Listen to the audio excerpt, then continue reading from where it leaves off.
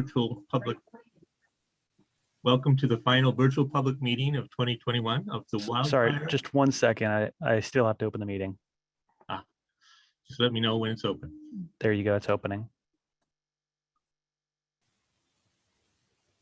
We good? We're good. Hi, welcome to the final virtual meeting of 2021 for the Wildfire Safety Advisory Board. We're going to spend the next few minutes just going over the technology to be used during today's board meeting so that we all can understand how to participate in this meeting. Next slide, please. So a summary of the interaction methods is on this screen. It can also be found on today's agenda, which is in the meeting notice that you received, and can be found on the Wildfire Safety Advisory Board website, energysafety.ca.gov/WSAB. This meeting is being live broadcast via Zoom. That's the Zoom link for participants. And you can also participate by phone to interact with the board during this meeting. You can call or use the raise hand function on your Zoom screens. The call-in number is listed on the meeting agenda and can be found again on the Wildfire Safety Advisory Board website and Energy Safety website. The number, just so you know, is 1-866-390-1828 with a passcode 787909. When you join the call, you will be put in listen-only mode, and if you'd like to participate during public comment, if you would like to make a comment, please press #2 on the phone, and you will be added to the queue to participate. And called on during the meeting by the vice chair. Comments may be limited to 4 minutes or less per speaker and will be part of the public record. You can also use the raised hand function, as I mentioned. Again, the comments will be limited to 4 minutes, and you will be called upon during the meeting to make your public comment. Public comment will also be received in the Wildfire Safety Advisory Board email box. That email address is wsab@energysafety.ca.gov. Comments received there will be read into the record if they can be read in under 4 minutes.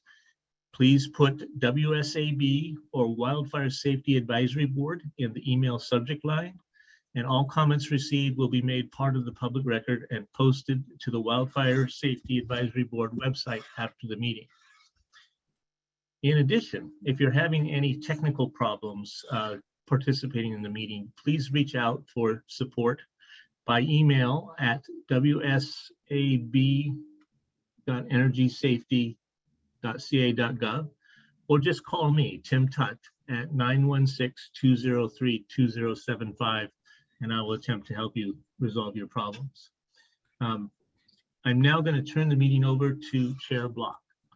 Next slide, please. Okay. Thank you, Tim. I call the meeting to order.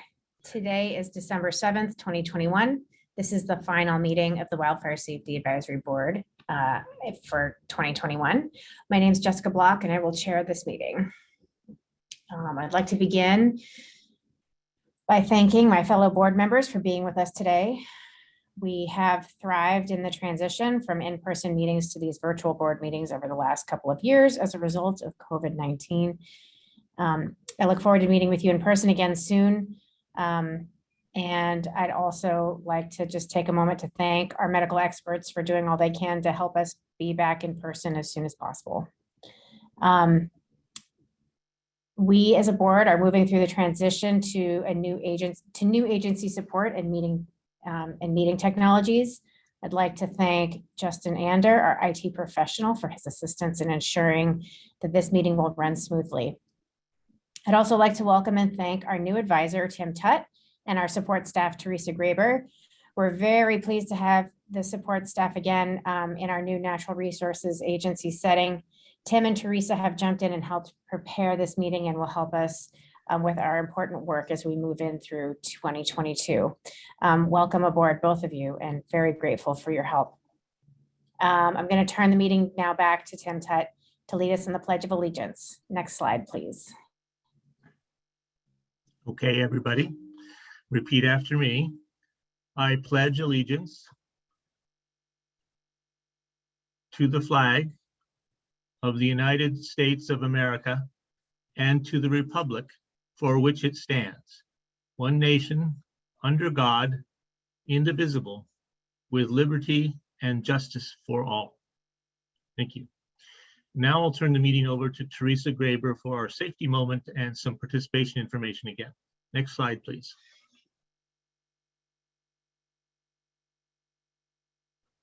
And if Teresa is not able to participate because of internet issues, I will just read the safety message and the participation information again. So just let's see. You know, as the year ends, many of us face holiday stresses as well as joys. And as we celebrate, we need to be aware of those stresses and of the safety questions in decorating our homes and workplaces for our celebrations. In particular, climbing on ladders to string lights can lead to falls and electric shocks. So don't do what this guy did.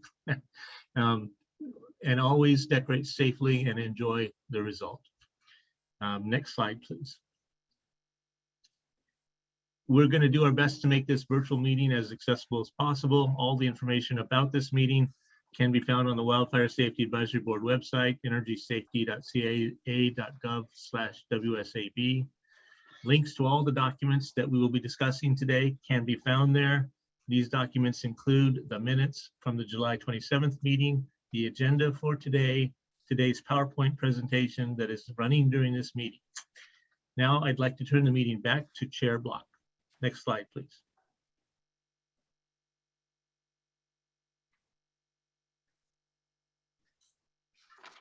And Chair Block, you're muted. Thank you very much, Tim. Okay, we'll go over the agenda. And at first, in a moment, we're going to begin today's meeting with public comment. After public comment, we will discuss and vote on the minutes from the July 27th board meeting. Third, we will hear an update from the Office of Energy Infrastructure Safety on the advisory board transition. Following that, we will hear a presentation by Michael O'Connell, President and CEO of the Irvine Ranch Conservancy on wildfire risk reduction in the South Coast. After Mr. O'Connell's presentation, we will take a short stretch break. Afterwards, when we return, we'll get updates on the publicly owned utility wildfire work. First from Barry Moline, Executive Director of the California Municipal Utilities Association, and second from Board Member Porter. Following that, the board may discuss upcoming plans and items, and finally, we will adjourn the board meeting. Okay, so as we start this meeting, I'd like to take a moment to say that I'm honored that my fellow board members elected me as chair of this important group. And I'm also honored to serve my home state of California in this role. I'm especially honored because I hold all of my fellow board members in very high esteem. We as a group will work to make this board even more of a key player in the state's wildfire safety efforts in the coming years. And we look forward to working with all of you that are here with us. You should be hearing from us as we are ramping up our efforts in the coming years. Okay, I'd like to ask all of my fellow board members if they have any opening comments. I'm going to go ahead, Vice Chair Fellman. Thank you. Good afternoon, everyone. We are, as a board, thrilled to have Jessica Block as our chair going forward. And we are very excited that Tim Tudd has joined us as an advisor as we go to our new home in the Natural Resources Agency. And he has been on the job 1 week and helped pull together the meeting. And Teresa Graber jumped in about, I think, 3 weeks ago and made this meeting possible. So we really, really appreciate those efforts. And I also want to give a shout out to Melissa Semser, newly promoted as the Deputy Director of the Office of Energy Infrastructure Safety. And Melissa, I know you're with us right now, and I just want to say publicly, thank you so much for making this transition a dream instead of a nightmare. I also want to inform the public. I had announced my imminent departure at the last meeting. However, upon further reconsideration and some gentle urging from my colleagues, I have decided to remain on the board. So thank you everyone for your support among my colleagues, and I look forward to working with you on the POUs and in 22.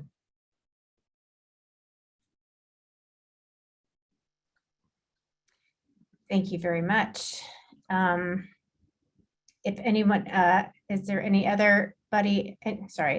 else on the board that would like to make any opening comments?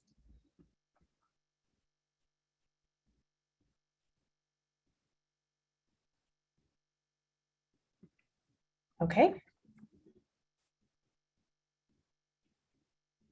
I think, all right, we'll move on. Next slide, please. Okay. If you would like to participate in today's public comment, there are multiple paths. First, the phone number here on our screen is 866-390-1828, and the passcode is 787909. Please press #2 on your phone to get in the queue. Mr. Ander, is there any public comment on the phone line? I see a number ending in 7759. I'm going to allow you to speak now.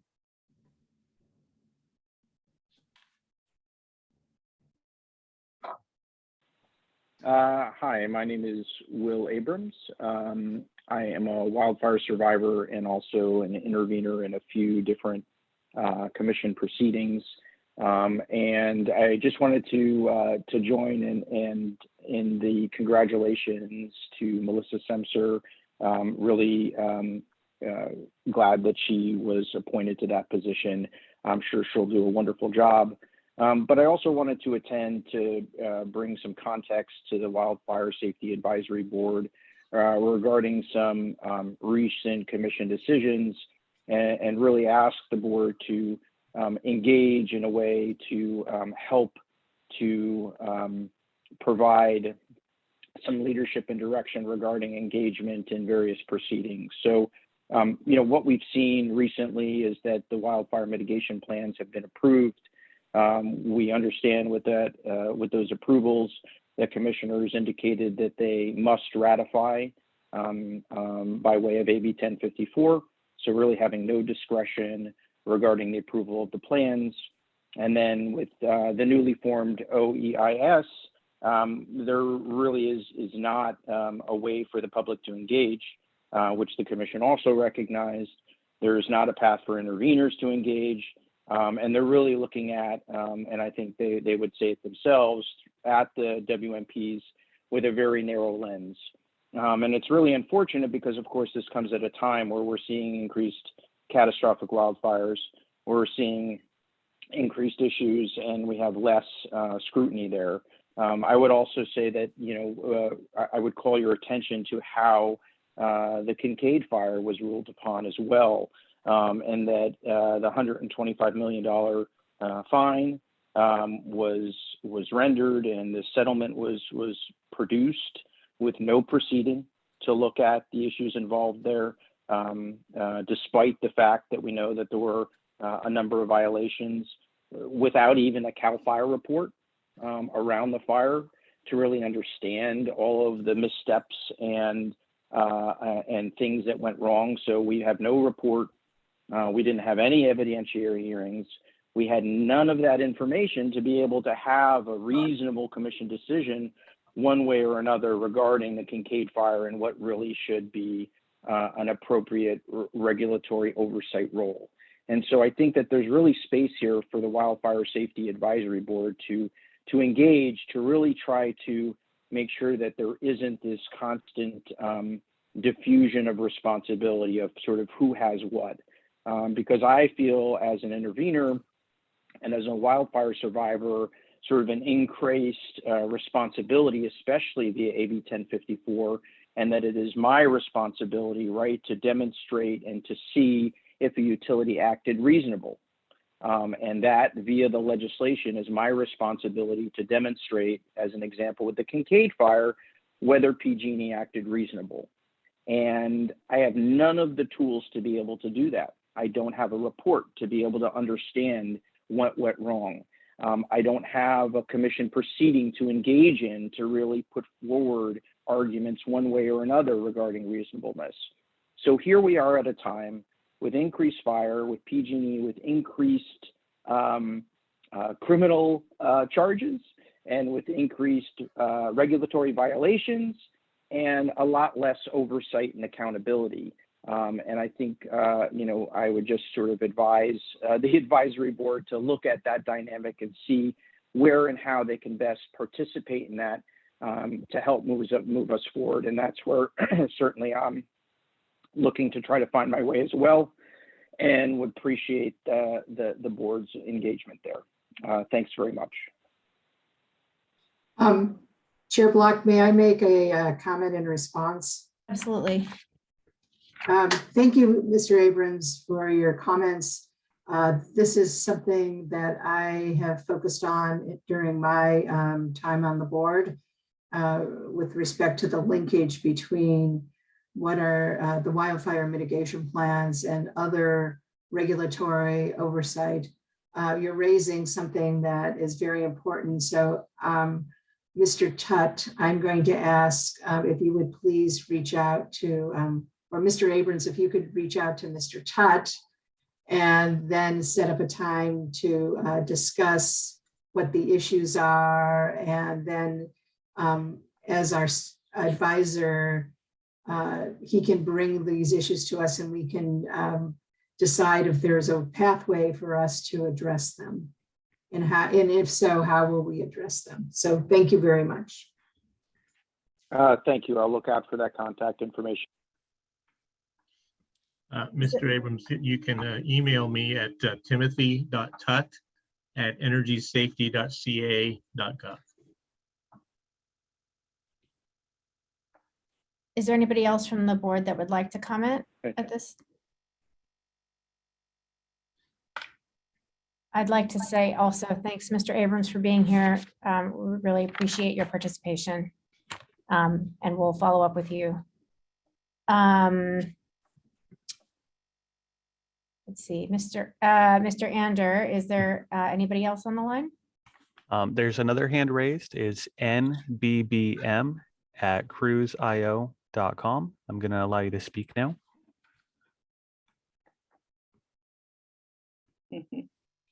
Good morning. This is Nancy Macy calling from the Valley Women's Club of the San Lorenzo Valley's Environmental Committee for the San Lorenzo Valley. I am also chair of a statewide wildfire prevention task force. First, I want to congratulate Chair Block. I'm delighted that you have taken that role. It's an honor to address you and the other esteemed members of the board, and welcome Vice Chair Feldman's decision to stay on the board. First, we support Will Abrams' comments, and I'm delighted to see that you appreciate his comments and will work to address them. Thank you. You may be aware that we opposed OEIS and CPUC approval of PG&E's wildfire mitigation plan update from June 3rd, 2021, because at all levels, from modeling to inadequate follow-through, PG&E has failed to mitigate for wildfires. This is proven again and again. It's directly stated in the final monitor report for Judge Alsup's PG&E criminal probation. The Dixie Fire is a prime example. We did in-depth study of that, and it is so obvious that the 11th most dangerous transmission line or distribution line in the whole of PG&E failed. That is no surprise. And the wildfire was just horrific. So at any rate, PG&E does not admit the fallacy the basic fallacy of enhanced vegetation management being the panacea for preventing wildfire, and even more importantly, has refused to adequately acknowledge that it is its failing, unsafe, antiquated infrastructure that is the fundamental cause of its wildfires. We are extremely concerned that PG&E is doing piecemeal response to the inadequate infrastructure. We see it all over the mountains here, a power pole replaced here, a transformer replaced there, when it is the entire antiquated, outdated, unsafe infrastructure that is the problem, and they have no overall plan to take care of that. And that's in stark contrast to Southern California Edison, which is working to replace virtually its entire distribution system and found it to be the only way to mitigate virtually all wildfire ignition drivers. They are entirely replacing 5,000 miles of distribution infrastructure in 3 years. That's 2021 to 2023. Sadly, PG&E is failing in all the steps they are taking, instead doing grandiose, unproven, environmentally destructive enhanced vegetation management, taking out millions of trees, still not preventing disastrous fires because it doesn't, and apparently seeking to appease concerned regulators and stakeholders and businesses who fear power outages as well as wildfires. And of course, the dependence on PSPS is never going to go away at this rate. Unremarkably, PG&E is planning to harden only around 600 miles in that same 3-year period. And it was only recently hardening in HFTA's high fire threat areas. So they've improved that at least. They were highly condemned by the monitor for that. So at any rate, I just want to set the groundwork there. You have a lot to do, and we're very respectful of your process and hope you will keep those basic problems with PG&E in mind. Thank you very much. Thank you, Ms. Macy. I also want to say thank you for being here with us, and we value your comments. Is there anybody on the board that would like to respond? Okay. Mr. Ander, is there anybody else? No other hands raised currently. Okay. Should I wait a moment or shall we move on? I think we'll wait just a second. Chair Block, there's also no emails in the WSAB email box. Okay, thank you for checking. I'd also like to make sure to mention that in the transition from the CPUC to the California Natural Resources Agency, the board members have new email addresses. So they've been on our website for some time now, but if you have emailed us and haven't heard from us, it's possible that it got lost in the shuffle. So please don't hesitate to write any of us again, or to our staff person, Tim Tutt, to reach us. And we'll be happy to follow up with you in that way. Okay, we'll move on. Okay, and let's go to the, thank you for that, for putting up the slides to reach us. Next slide, please. Okay, we're going to move on to the next topic in the agenda, the July 27th board meeting minutes. The meeting minutes can be found on the Wildfire Safety Advisory Board website. I'm sure that everyone has had the opportunity to read the minutes prior to the meeting. Are there any edits or additions to the meeting minutes?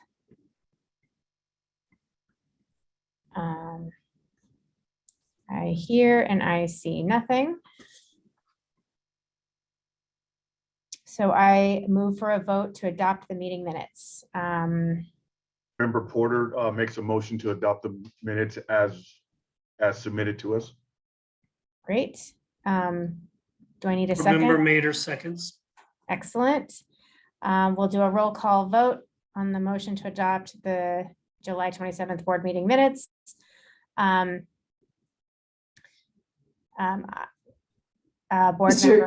Mr. Tutt calls the roll. Oh, thank you very much. Okay. You're welcome. Chair Block, Aye. Board Member Armstrong, Aye. Board Member Mader, Aye. Board Member Sifford. Aye. I apologize if I mispronounced your name. It's Seifert, actually. Okay, thank you. Thanks. Board Member Porter Aye. and Vice Chair Fellman. Aye. Okay, 6 ayes, no, 0 noes. Motion carries. Great. Thank you for that vote. Next slide, please. We're very grateful to our presenters with us today. We're pleased to be joined next by Melissa Semser, Deputy Director of the Office of Energy Infrastructure Safety. Again, congratulations on behalf of the board to your promotion to the promotion to this role. Melissa will be discussing the transition from the Wildfire Safety Division at the CPUC to the Office of Energy Infrastructure Safety at the California Natural Resources Agency. Welcome, Melissa. Wonderful. Thank you for having me here, and thank you for your warm congratulations. I do appreciate it. My goal for today is to cover a few items. One is some information about the transition of the board from CPUC to, we call ourselves Energy Safety because Office of Energy Infrastructure Safety is quite the mouthful. I wanted to give you some updates on our various accomplishments within the divisions, various divisions, the Electric Safety Policy Division, Compliance Assurance Division, and Data Analytics. Feel free to interrupt me along the way if you have any questions. This is, meant to keep you all up to date and in the loop, and the public as well. So, and before I start, I do want to acknowledge the comments received as well from members of the public, from Mr. Abrams. And that we have heard them. I've heard them on our end as well too, so thank you. So as mentioned, we became Energy Safety on July 1st, a California Natural Resources Agency. And as you've mentioned, the board transitioned over as well, meaning that now the board is supported by energy safety staff as opposed to previously when it had been supported by Leah Haro and Catherine Stockton, who were Public Utilities Commission staff. So Tim is our first hire, and he's in the role of a senior public utilities regulatory analyst. And you also mentioned that Teresa is here to support as well on the administrative efforts. So we look forward to continuing to collaborate, continuing to develop the relationship between the board and energy safety, and continuing to receive your input and feedback. We find it very valuable. And we look forward to finding more ways to integrate the board, various board members into the work that we're doing, so that we can be privy to that feedback more often than just through formal comments. So I want to give you a couple updates. So first, the PUC in fulfillment of Public Utilities Code 8389D adopted the resolution on December 2nd that directly pertained to energy safety's work. The CPUC adopted the energy safety's proposed performance metrics for the 2022 wildfire mitigation plan cycle. We did not propose any additional requirements for WMPs, and the commission also did not adopt any additional requirements. The PUC adopted energy safety's proposed process for the 2022 safety culture assessments without modification, and also the 2022 compliance process without modification. So in developing all of our proposals, energy safety's recommendations and proposals, we considered the board's feedback, and we greatly appreciated that feedback. And we were able to adopt several of the recommendations in 2022, but a lot of them will be better suited for 2023. And again, look forward to having those conversations. 2023 will be another base year in the wildfire mitigation plan process. And some of the recommendations we felt were outside of the jurisdiction of energy safety and were better addressed by the PUC. And so we submitted that to the PUC for their consideration as well. In addition to the 8389 requirements, as we call them lovingly, because we don't have a better name, the other actions that we've done since the last board meeting that you all held, we've released the draft 2022 WMP guidelines, which is, again, this is the third year in the 3-year cycle. We got some comments earlier, just a few days ago, and we have reply comments coming in, and we are holding a meeting to adopt on December 14th. We've released draft 2022 executive compensation guidelines on December 2nd. And this was a big push on our end to really expand and dig further into the executive compensation structures of utilities. We issued San Diego SDG&E safety certification just yesterday for the 2022 year. We released all of the final inaugural safety cultural assessments for the electric utilities that are under our jurisdiction. We've begun internally our work on the 2023 WMP guidelines and look forward to, again, your feedback and also a public process on that. And we're successfully holding working groups, a working group to delve more deeply into the utilities risk models and to seek to standardize wherever possible assumptions across the utilities. And then finally, we have a risk spend efficiency workshop coming up on December 9th, which is in 2 days, and would welcome the participation of any board members and members of the public. On the compliance side, compliance has been diligently working to refine its inspection program and improve automation, tooling and procedures for increased efficiency. So there's been a lot of work on the how the compliance works over the last quarter. And they are back out, our compliance team is back out in the field conducting inspections. They've conducted almost 5,000 inspection activities to date, and are finding a number of violations and bringing those to the attention of the utilities. And finally, on the data side, we are always and forever continuing to refine and develop our data analytical capabilities, because ultimately that's just the backbone of everything that we do. We've published a version 2.1 of the GIS data reporting standard in September, and developing version 2.2, which will include the scientific names for the species, various species of trees. And then developed the data side, helped very strongly with our compliance team, and helped to develop the tools, including their tracking and presentation data, and creating an emissions dashboard in order to support our compliance team. So that's just an update of some, not all, of the things that we've been working on. And we look forward, like I said, we look forward to being able to integrate the expertise of the board more often in the work that we do. So thank you for having me here today, and happy to answer any questions. Thank you very much. That was really helpful. We're really looking forward to taking a deeper dive into the 2023 guidelines. Are there any comments from the board or questions from the board?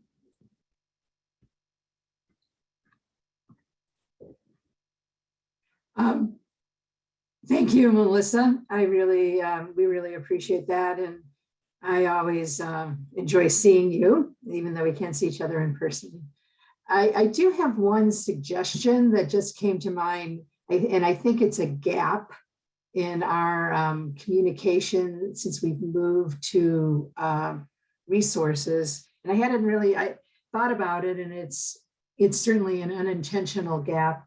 And that is, it would be good to put the board members on the mailing list for all the documents that you mentioned, because they're not necessarily visible to us.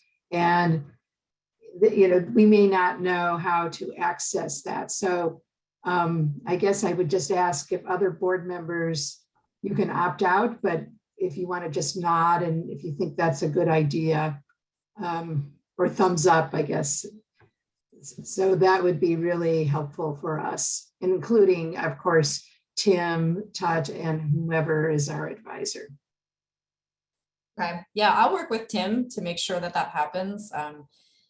And I will have him reach out, because we have a number of dockets, depending on all the different areas that we address. So you may not want to be on all of them. But just so you know, and I'll say it so that members of the public are here as well, on our website, which is energysafety.ca.gov, on the top right-hand corner is a link for our e-filing system. And there you can sign up for all of the different dockets we have.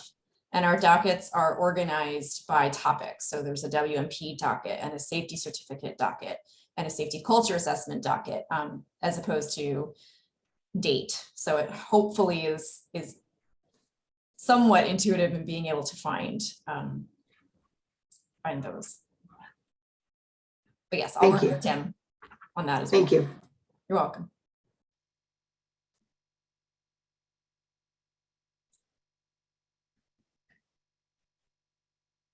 Any other questions? All right, well, back to you, Chair Block. Thank you. And I just want to say myself, I'm really excited about the expansion of your compliance division and your increasing standards in your GIS and data reporting, because that's the key to success for all this transparency and need for understanding what's going on. And I'm just really excited about how that's going to go over the next year. So thanks for being here. Okay. All right, we will go on to our next agenda item. We are pleased to be joined by Michael O'Connell, President and CEO of the Irvine Ranch Conservancy. Michael will be discussing wildfire risk reduction in the South Coast. Welcome, Michael. Next slide, please.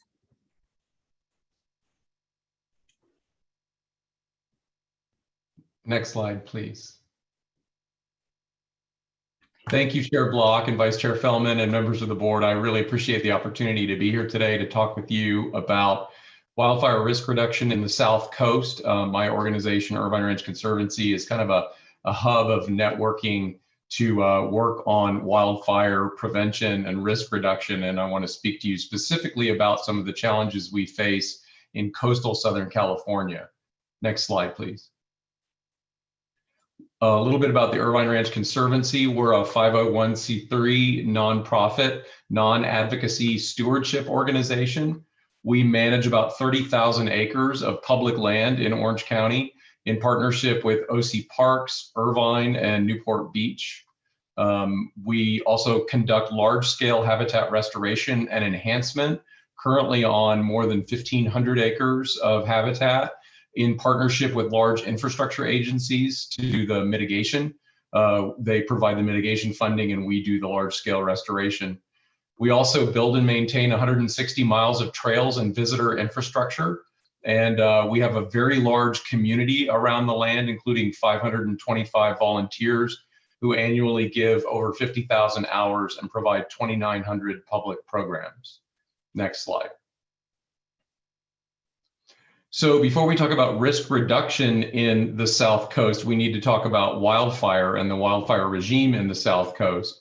And the most important thing that I want to emphasize is that the South Coast has, we don't have forests, we have shrublands, at least in Orange County and mostly along the coast in Santa Barbara, as well as LA and Ventura and San Diego. The coastal mountains do not have large forests. They are covered with Mediterranean shrublands. And that's led to a different fire regime than forests. Our fires, rather than being fuel dominated, like most of the forest fires, are in fact wind dominated. There's a lot of research that has been done, much of it by board member Seifert and her partner, John Keeley from the USGS, that has identified that these fire regimes are almost independent of fuels in many cases. That's how overwhelmingly dominant wind is and how fires behave. And unlike a lot of the forested landscapes in California that have not had enough fire historically and have had large fuels build up, our region has actually had too much fire. Our natural fire return interval along coastal Southern California is between 70 and 150 years. That's the natural return interval. And our current return interval is between 7 and 10 years. We've had multiple places that have burned 3 and 4 times in the last 20 years.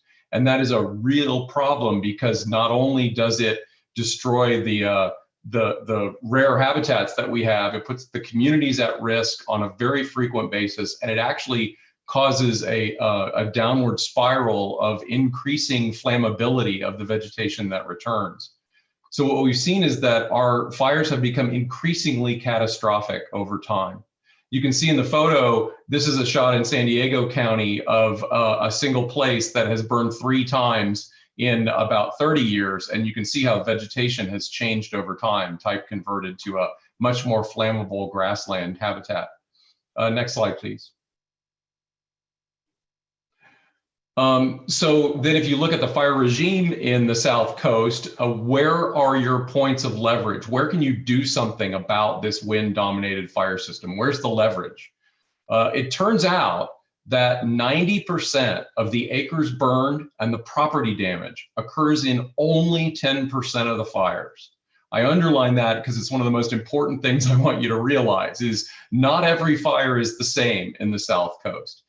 They are almost all 100% human caused. Along the coast, we don't have high enough mountains to get the kind of lightning strikes. We just don't have the same kind of weather patterns. And historically, there may have been a fire that was natural every 300 or 400 years, but now almost all of our fires are human caused.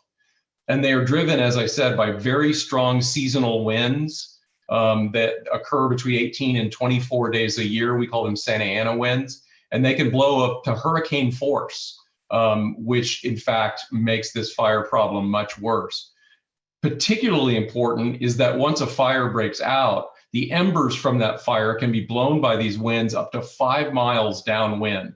And I've actually personally sat and watched a fire in the Santa Clarita Valley north of LA and from a helicopter shot, and the fire was burning on the east side of the 5 freeway, and there were houses being lit on fire on the west side of a 16-lane freeway, which means that that freeway did not serve as any kind of a fire break and didn't really help those communities. This is a huge issue for risk. And most important, these fires, these wind-dominated fires, are nearly impossible to suppress with conventional methods. Air support is grounded in hurricane force winds, and the fire spreads so quickly that it's almost impossible to suppress until the winds die down. Next slide, please. This obviously puts our communities at extreme risk. In Orange County alone, there were 90,000 people evacuated in 2020, some of them twice within a period of about 6 weeks due to 2 fires. Almost the entire county, we're a small compact county, as you know, and almost the entire county is vulnerable either to fires, to ember cast, or also to smoke. When we had our fires last year, most of the school districts in the county were shut down during the time the fire burned.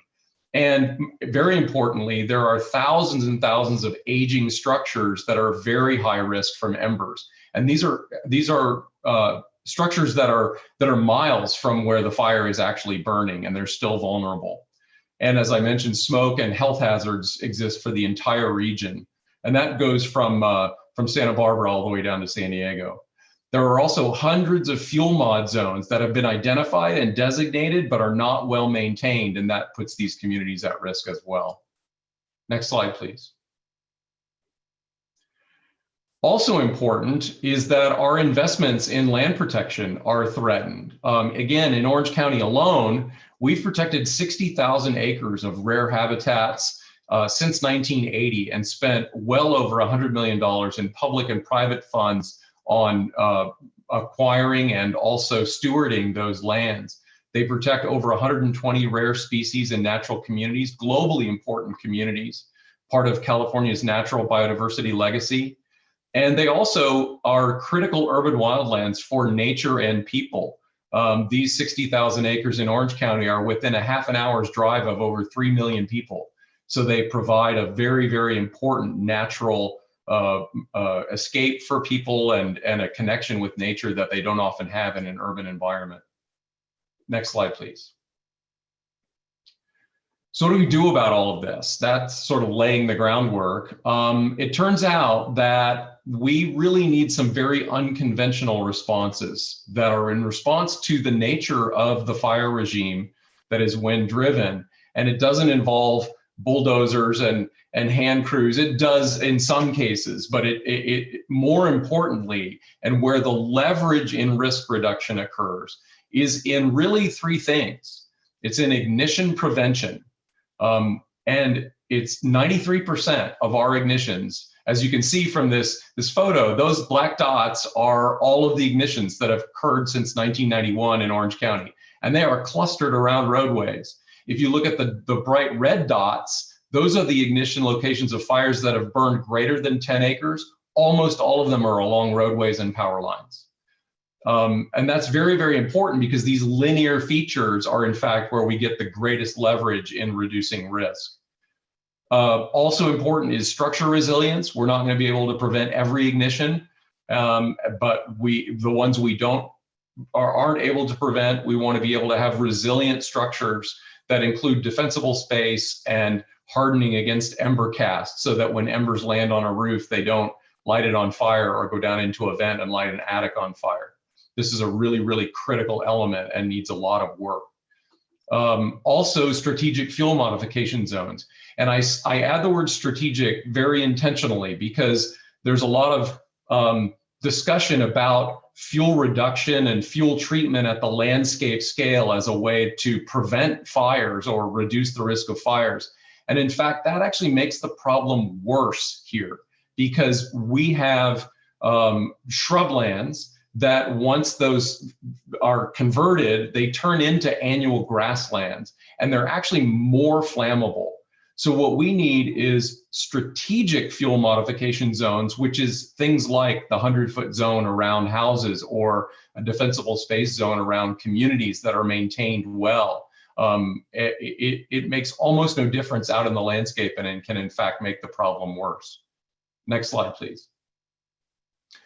So what are we doing all about it? It turns out that traditionally everybody's kind of looked to the fire department and said, well, it's a fire, you're the fire department, figure it out.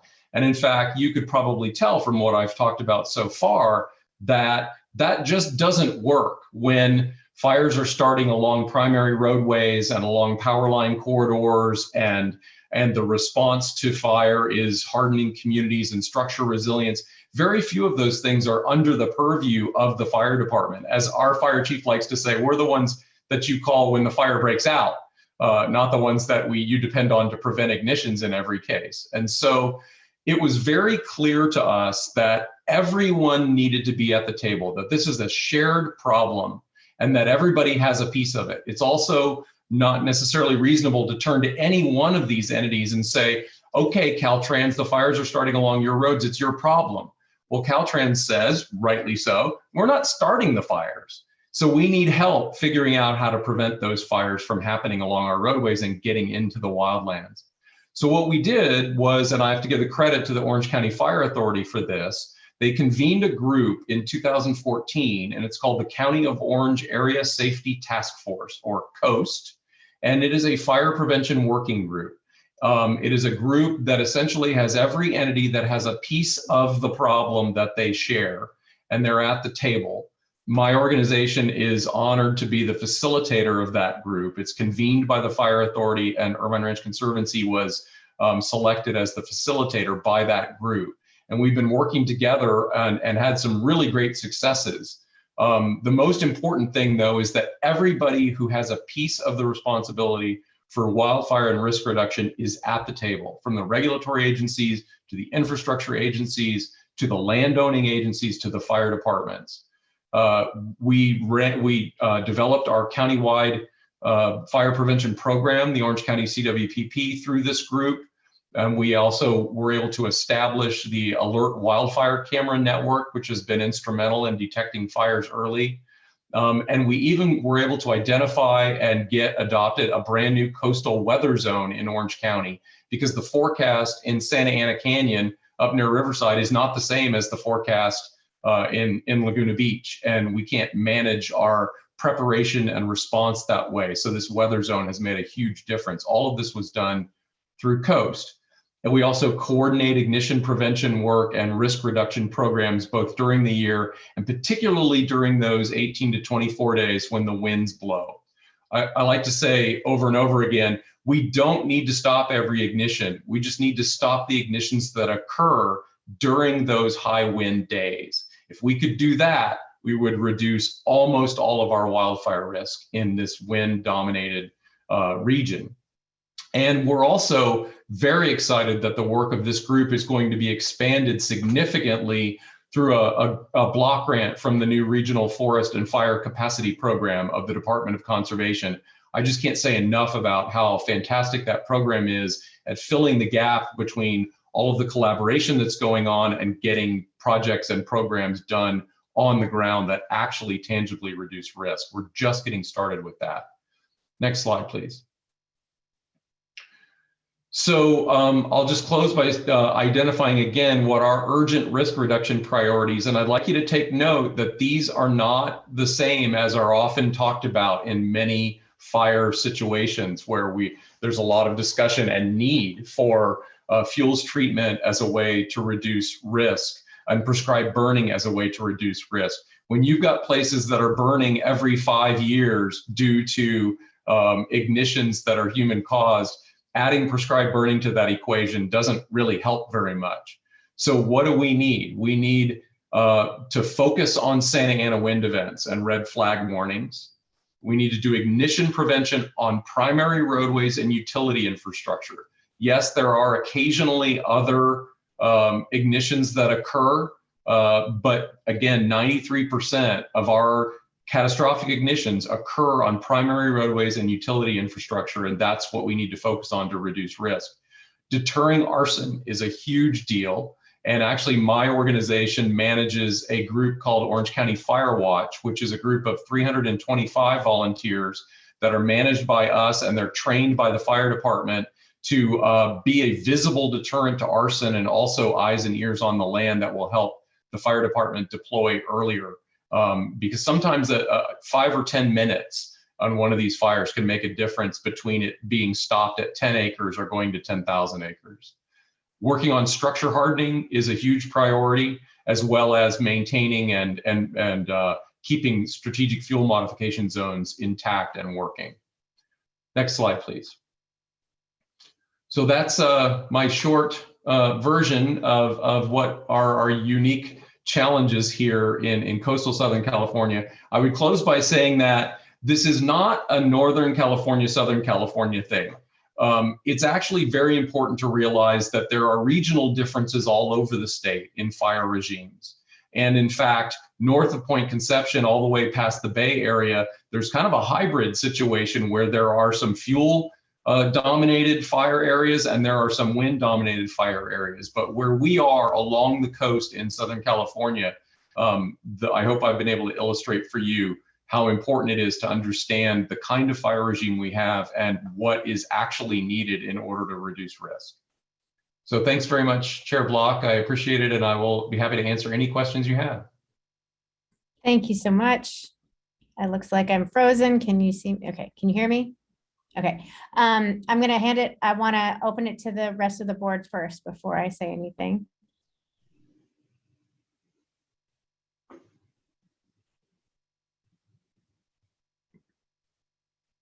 And so this is board member Mader. I wanted to say I really appreciated the informational graph about where the initial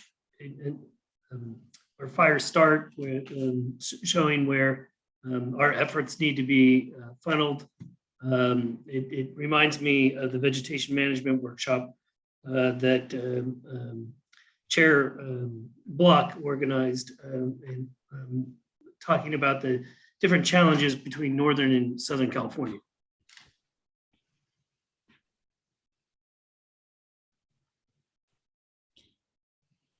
Thank you, board member Mader. Any other comments from you? I just noticed you were not muted again.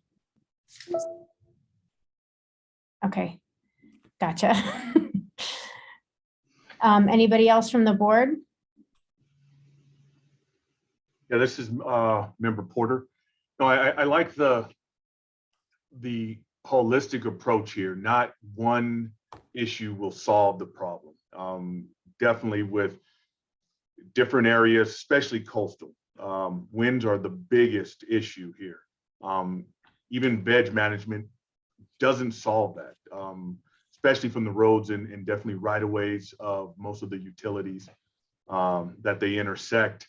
If it can fly up to, a spark can fly up to 5 miles, veg management there in that area does not help. It's controlling the ignition in itself. How do we get there? And basically, and with the coast group, I like that the concentration truly will be after that mitigation, but definitely, how do we stop the ignition, then suppression when that happens? Thank you, Chair Block. Excellent, thank you.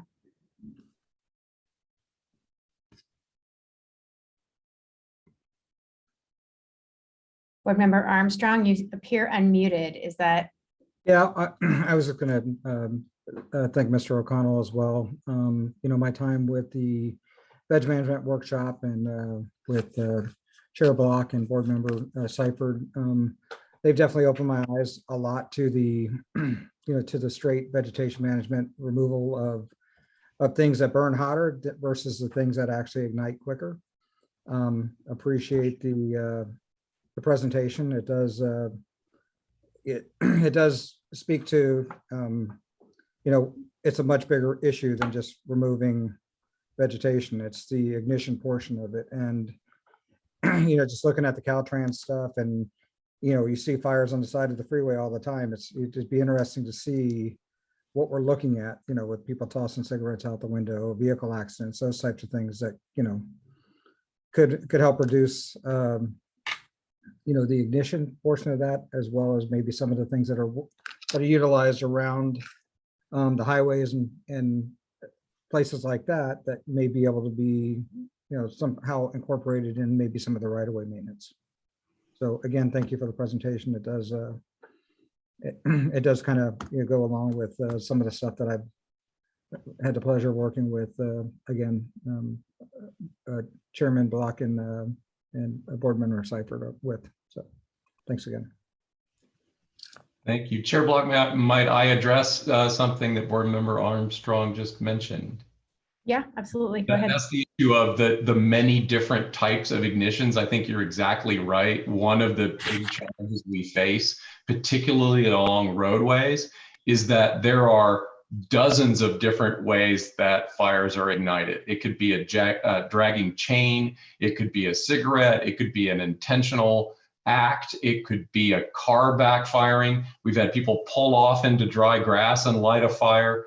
And what we've chosen to do is, rather than try to stop the ignitions by source, we've tried to figure out how to harden the infrastructure so that regardless of what the ignition source is, the fire doesn't get off the road into the wildlands. And that's really the key thing. For us, the most important thing, and it's one of the very first actions we're going to take with this new RFFC funding, is to create a literally mile by mile, foot by foot strategic plan for ignition reduction on primary roadways in Orange County.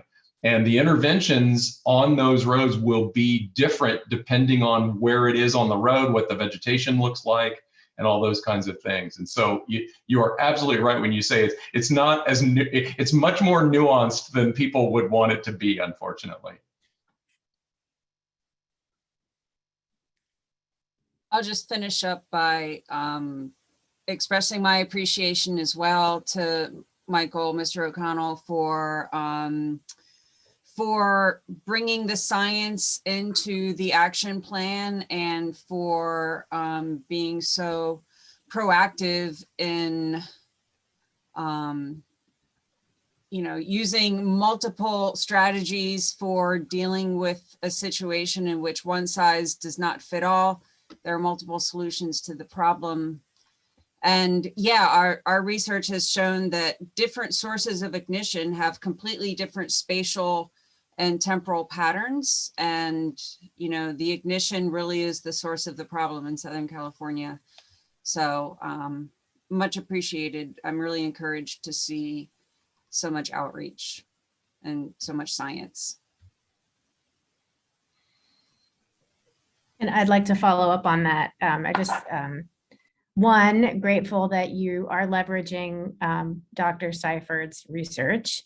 And also as the board, it's just seeing, as a matter of fact, Mr. Ander, will you go back 2 slides, I think?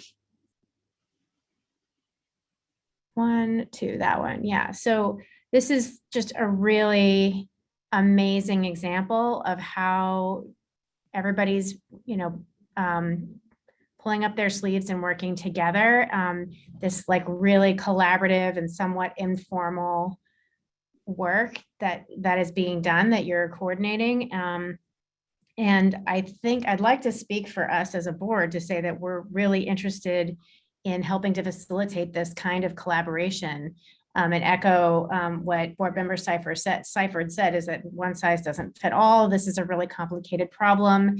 We could argue that it's nobody's fault, but we're still here having to deal with these issues that are cascading because of a number of variables and challenges. And so I'd like to just conclude by saying that we really support this collaborative model and really commend you for being an excellent example for the state of California, and hopefully we can help facilitate that moving forward. At your service, whatever you need. Thank you for being here. Is there anybody else who'd like to make any comments? There is a hand raised from the public. Are we going to take public comment on this? Since this is my first rodeo, is that what, are we cool doing that? I think it's Ms. Macy. I think that's great. Let's take it. Okay. Yes, Chair Block, to take public comment on an item. Oh, I can't hear you very well. Is it just me or? It's appropriate to take public comment on an item on the agenda. Thank you so much, Jamie. Okay, yeah, let's take it. Okay, you should be able to speak now. Thank you. I unmuted. Thank you, Mr. O'Connell. I was particularly interested in your discussion today. I want to confirm that by shrubland, you're referring to chaparral.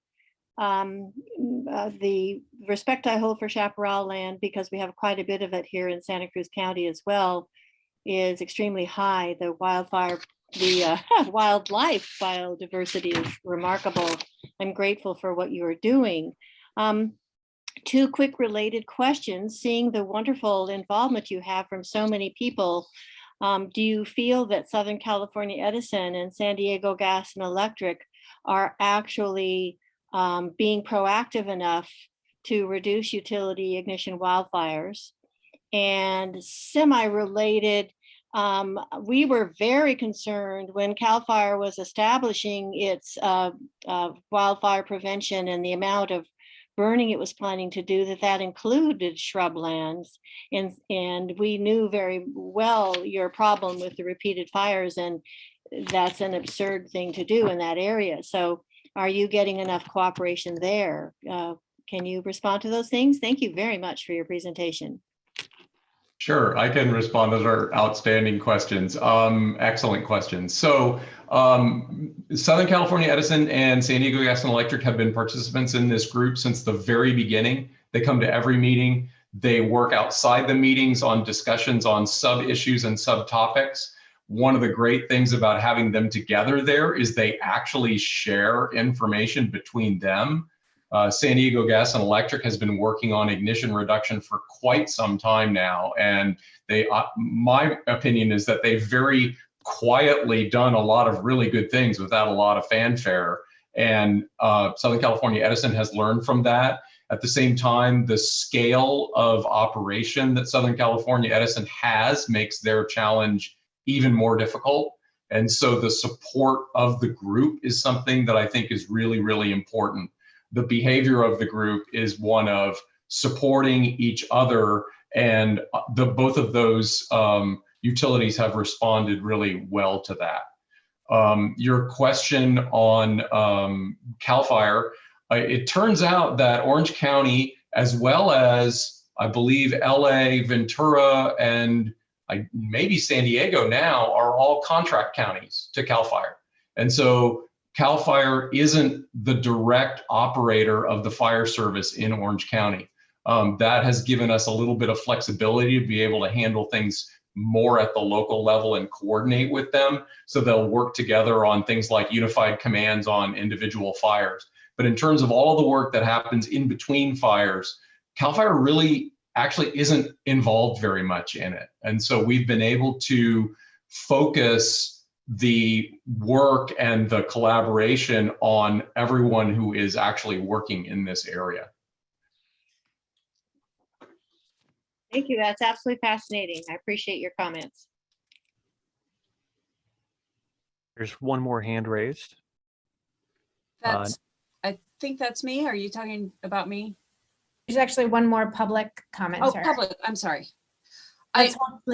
Would you like to go next, or would you like to go after the public comment? My comment is only 15 seconds long. I just wanted to say that we've been doing field work in the Central Coast this summer and have found that the chaparral in Central and Northern California is also highly sensitive to repeat fires and short fire intervals. So this could be an issue that goes beyond Southern California. That's all I wanted to say.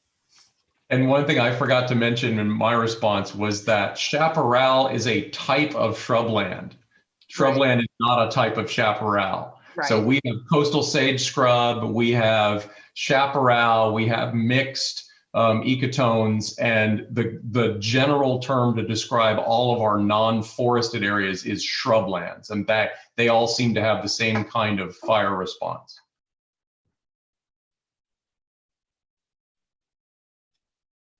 Excellent. Let's take the other public commenter. Okay. Number ending in 7759. I'm going to allow you to speak now.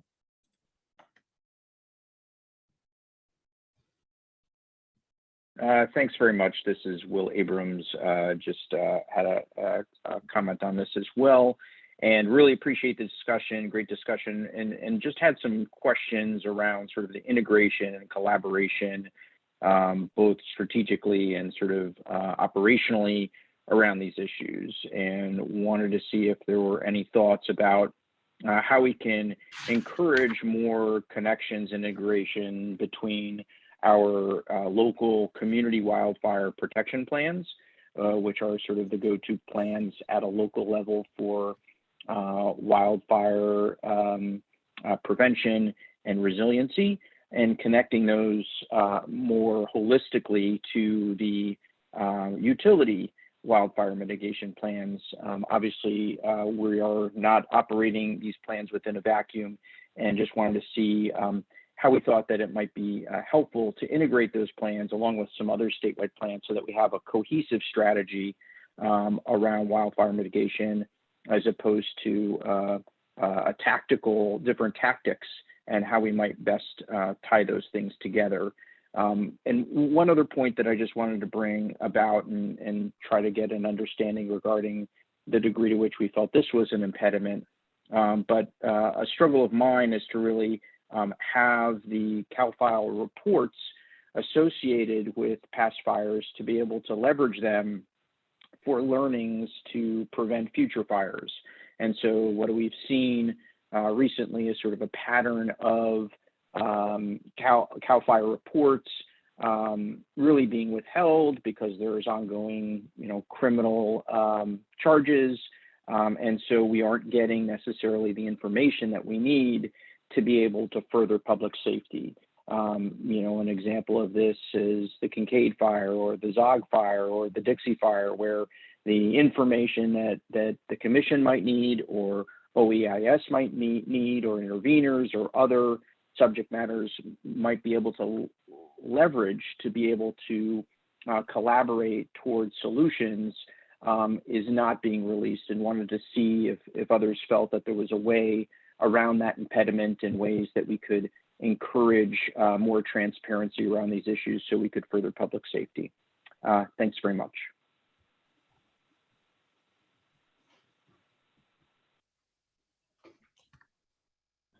That was the last hand raised. Great.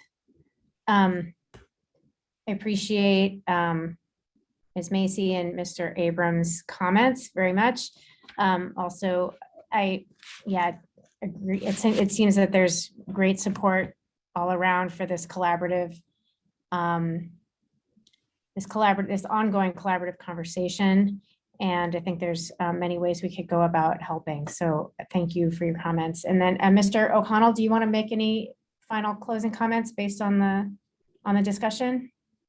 I think all the key points have gotten out. I just want to thank you for the opportunity to get the message out about the differences and the shades of gray that we've got between fire regimes. And I truly believe that it's going to take everybody, all hands on deck, working on this. This is not a problem that we can push off on any entity, because even if they may be responsible in certain instances, they may not have the resources necessary in order to solve that problem. So we've got to all work together. And I would add that one of the things that's made COAST work so well is that it's actually an informal working group. It's not something that the participants, we don't even call them members, they are participants. They come to this because they know they want to get something done. And that is where the accountability is. It's not accountability that's forced on anyone.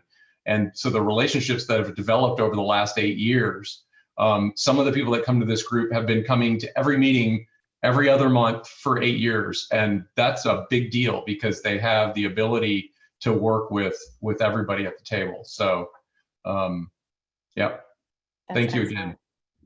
Excellent. Thank you so much. Just a quick follow-up on that. It's great that you not only brought these people together, but have that continuity in the relationships. How is this funded? It's a volunteer. To date, the fire authority has contributed the meeting space and the administrative support in kind, and I have contributed my time in kind in order to make this happen. That has limited historically the ability of the group to do a lot of work. It's a great forum for collaboration and for discussion, but for action, it's not necessarily a great forum. The exciting thing that's about to happen is this RFFC grant, the Regional Forest and Fire Capacity Grant, will actually allow us to take all of the work and the ideas and the strategies that this group has identified and actually turn them into actionable projects on the ground. I mean, we have had some things that we've done all together, and I mentioned it in my talk, but some of the really specific things like interventions along roadsides and those other ignition prevention, that takes extra resources, and we now have that in the form of the RFFC program. Even more impressive then. Thank you. Thank you very much, everybody. Really great discussion. I'm going to turn over the meeting to Tim Tutt. Thank you, Chair Block. Next slide, please. So we've allotted time here for a quick stretch break. This is advanced stretching in the picture. Most of us can't get quite to that level. But please turn off your cameras and take the opportunity to get some water, stretch, walk around, get the blood flowing. Just spend a little bit of time relaxing from the meeting. And we'll start the meeting again. What's your pleasure? I was thinking 2:30. Does that make sense? I think 15 minutes is good. Okay. Right, Chair Feldman, is that enough time? Okay, yeah, 2:30 is good. Thank you. Thanks, everyone.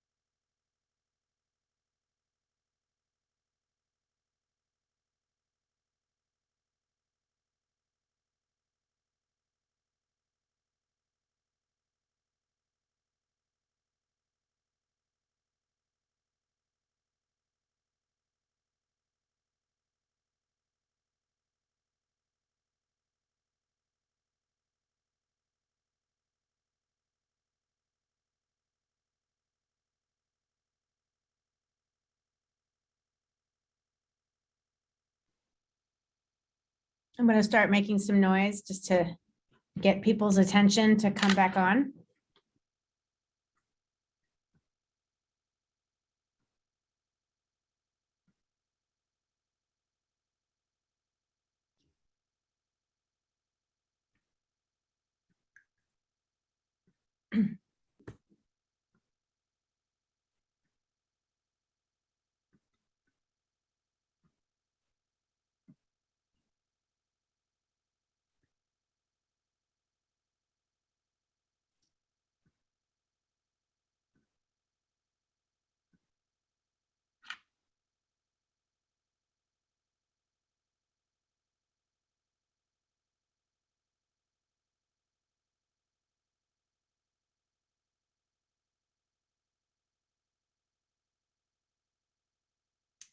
Vice Chair Philman and Tim, should I get started? Or should I wait another minute?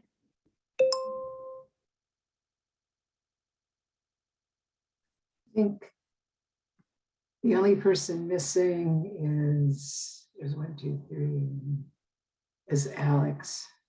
Right. So I suggest we start. It's 2:33. Okay. Okay. Mr. Ander, next slide, please. Okay, great. All right, welcome back, everybody.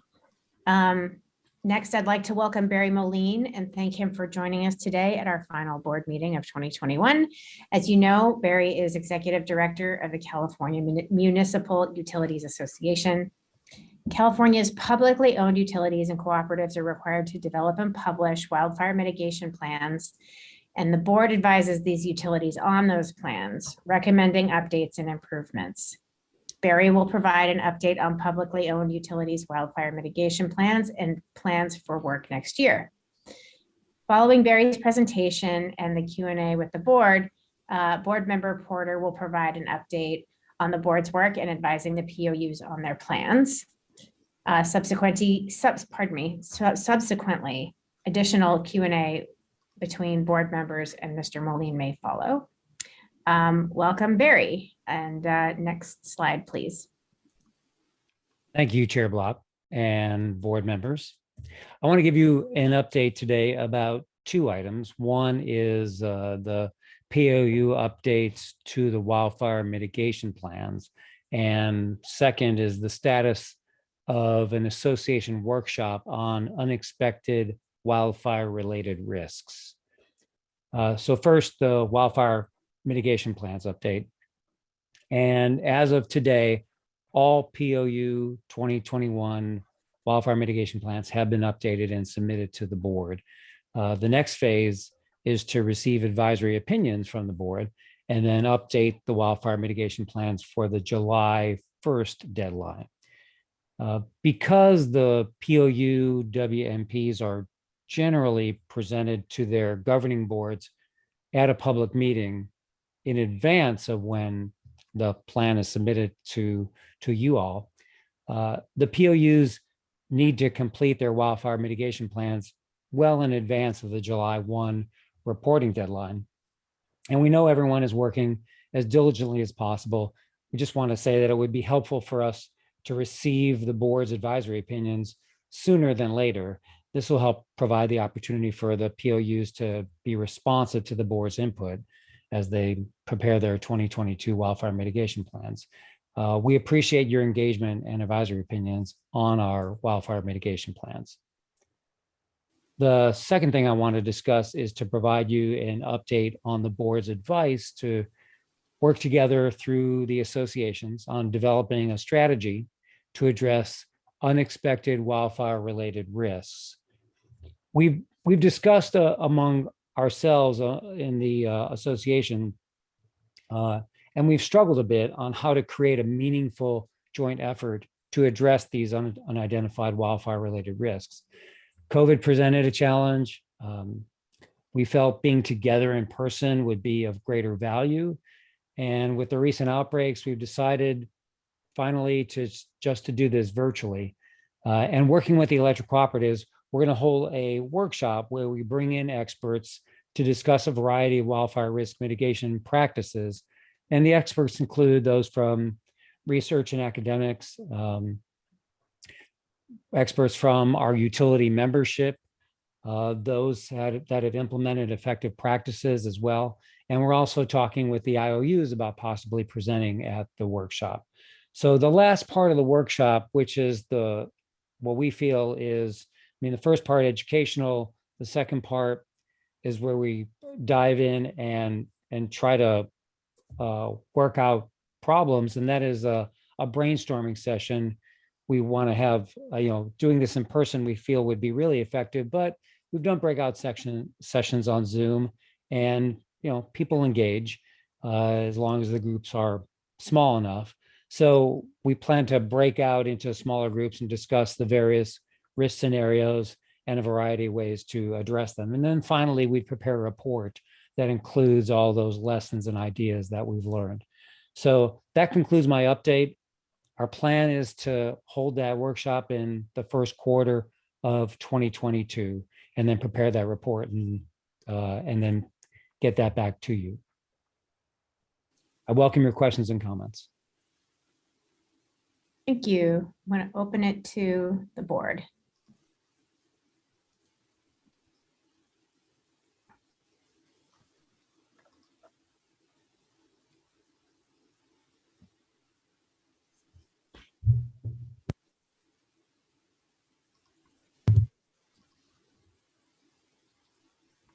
Chair Well, Block. Yeah. Go ahead, Vice Chair. And then it'll feed into your next part. Great. Just quickly, Barry, Mr. Moline, excuse me, what is there a role that you would like us to play in your workshop? Or is this something you feel would be better with just your members? Well, we haven't really thought about a role for the board. Clearly there's an opportunity to lay the foundation for what you do, except that we follow what you do pretty closely. And, we're open to an idea about how you can participate. Bottom line is that we do feel as though we're engaged and know what we've got to accomplish. Bottom line is, Vice Chair Feldman, is, our minds are open on that. And, so if there's ideas, we're happy to take those. Well, we will look at that. Certainly that is an appropriate discussion for your members. I recall when we did what we did in 2020, where we had a workshop of our own with a dialogue around the POU, so we can take that into consideration as part of our advisory opinion right up. And I know Mr. Tutt, with his experience at SMUD, will be a good conduit for our thoughts and a direct contact for you. Very good. And then Mr. Moline, when do they historically submit their WMPs to their governing bodies, which would kind of lead into my my portion?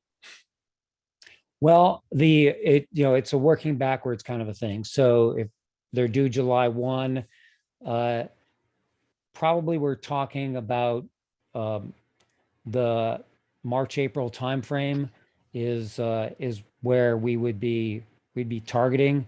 There could be a few after that, but the majority would be in that right around the beginning of that second quarter. Is that they're at the end of the first quarter?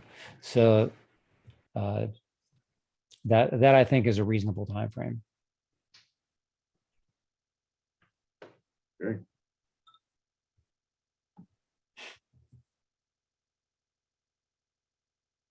Chair Block, do you want me to just lead into the update?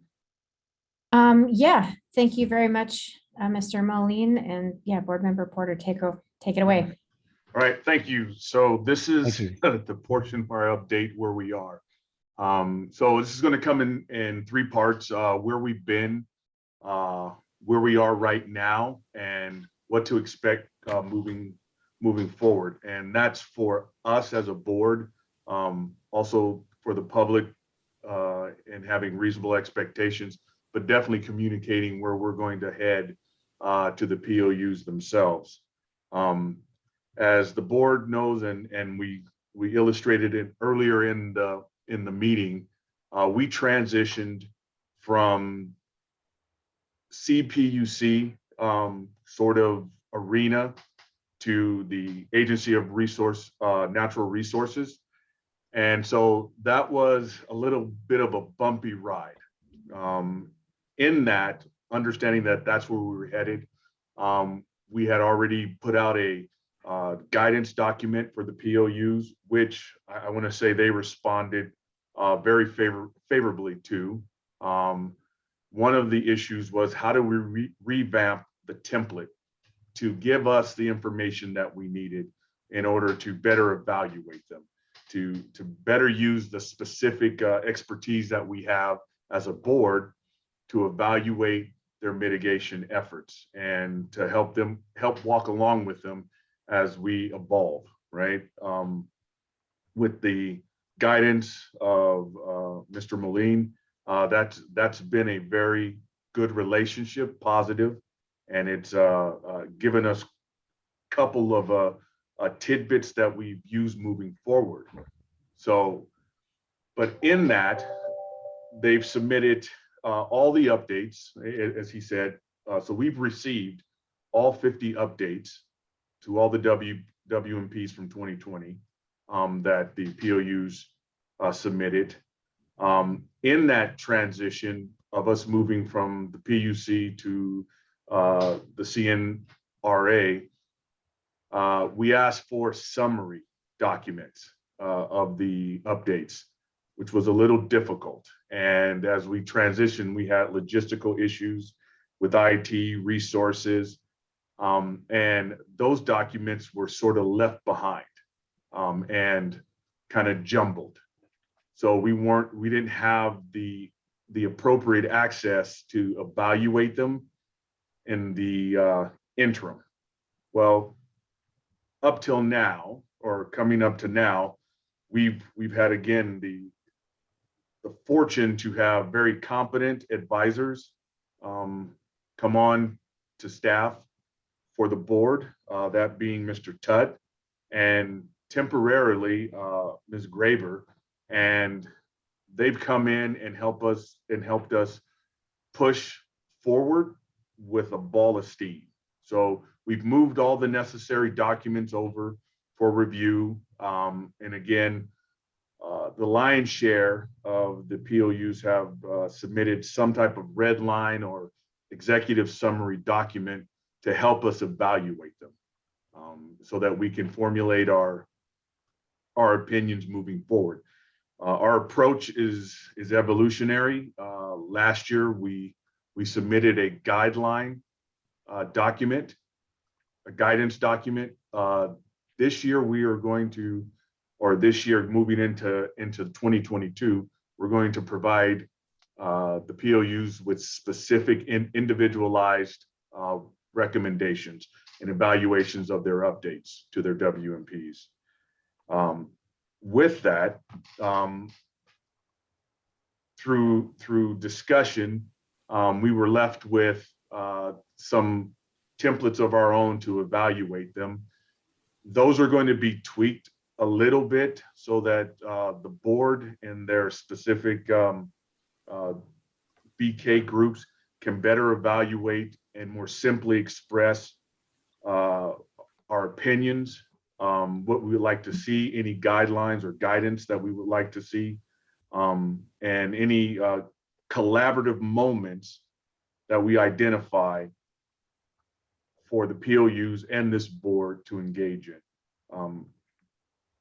We are also planning on moving forward into next year, providing field visits for certain BKs so that we can move out of the academic into the practical and more operational characteristics of several POUs.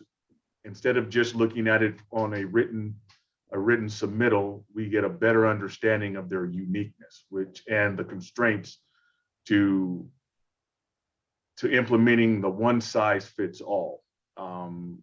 We're very conscious and still aware that each POU is extremely different. They have different constraints, different geography, different topography, and we want to take that into consideration when we issue our opinions. So right now, we would expect that we're probably going to issue something in the latter part of the first quarter of next year, if not the beginning of the second quarter, which also falls in line with when the POUs would submit to their governing bodies, either updates or new WMPs. That's pretty much where we're at. We again are constrained with the size of our advisors, and we're constrained by BK and statutory issues, but we are definitely diving in. We have everything we need now to move forward. And so I leave that open to the board if they have any questions about moving forward or the approach.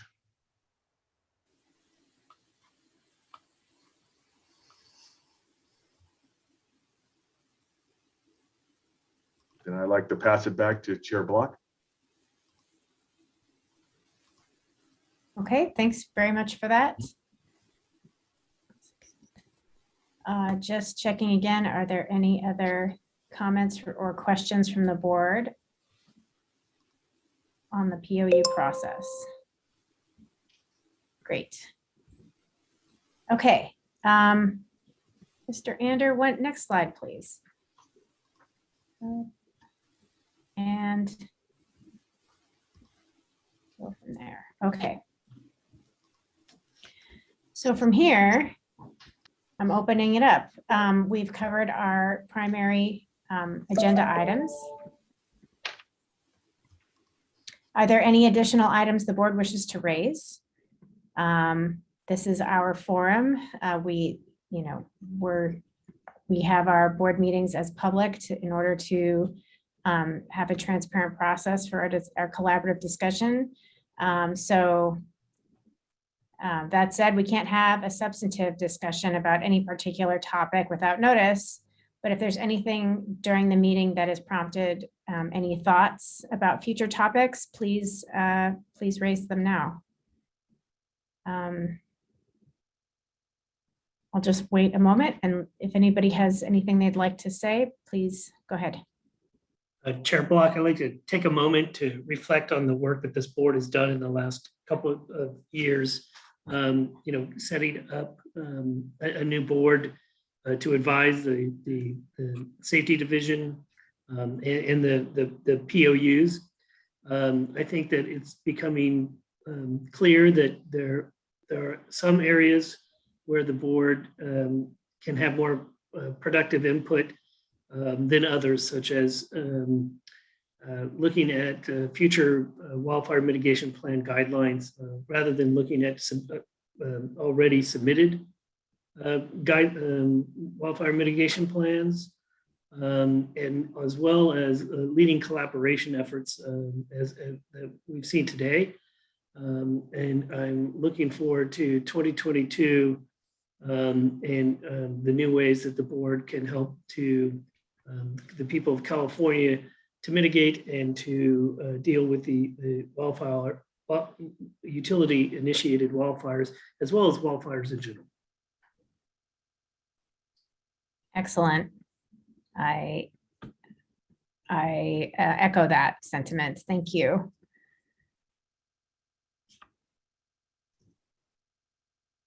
Anybody else?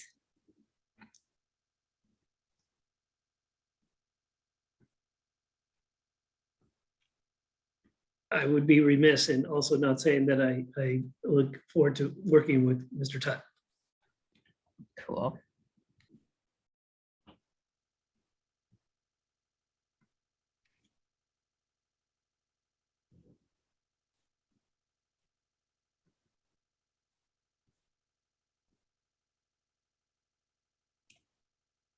Anybody else going once?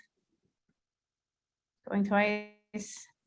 Okay, I'm going to close by saying that fellow firefighter friend of mine, former chief, mentioned that Southern California is the only place on the planet right now that is still in fire season.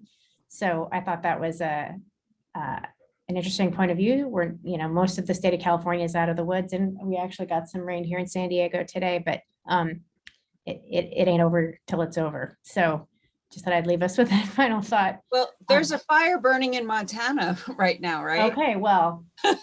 That I think destroyed structures in the last Wow. week. So Okay. never say never. Yeah. Thank you for that. Yeah, so bummer. So with that, I'll switch gears. I'd like to, everybody here, want to thank everyone for attending. Remind you again, if you haven't heard from, if you've emailed us and you haven't heard from us, it's because our email addresses have changed, and please don't hesitate to write us again. We also ask everyone to sign up on the board's service list to stay informed about the board's activities. You get notified about draft recommendations and board meetings if you're on the list.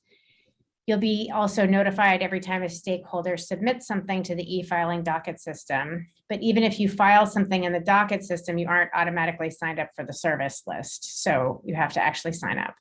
From the Energy Safety homepage, hover over the tab that says Events and Meetings, and then click on How to Participate. From there, choose a service list that you would like to subscribe to.